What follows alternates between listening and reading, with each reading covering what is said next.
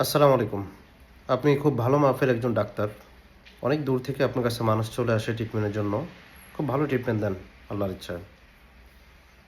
তো অথবা আপনি একজন লয়ার, আপনি কারো কোনো ধরনের মামলা জড়িত কোনো সমস্যা হলে আপনি সলভ করেন।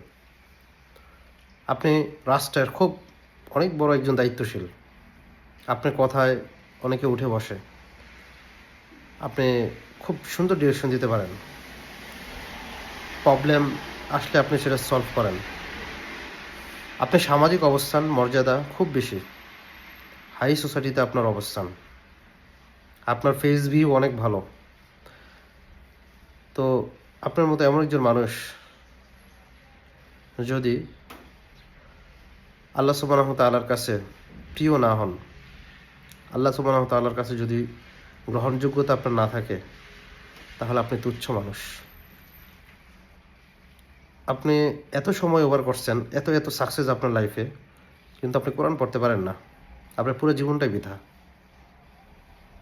আপনি আপনার নিজেকেই ট্রিটমেন্ট দিতে পারেন নাই।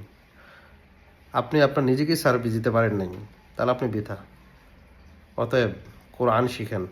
আপনি যত সাকসেস আপনার লাইফে থাকুক না কেন, ইট ডাজন্ট ম্যাটার। ম্যাটার করে হচ্ছে গিয়ে আপনি কোরআন পড়তে পারেন কি না। জাগতিক জ্ঞান অর্জন করবেন, সার্ভিস দিবেন, মানুষ উপকৃত হবে, অবশ্যই আপনি সেখানে কল্যাণ পাবেন। কিন্তু কোরআন যদি আপনি না শিখেন, সে অনুযায়ী যদি জীবন না গঠন করেন, আপনার পুরো জীবনটাই বৃথা। তা আল্লাহ তাআলা আমাদেরকে সঠিক বুঝ দান করুন। আর এটাতেই সবচেয়ে বেশি অবহেলা করি আমরা।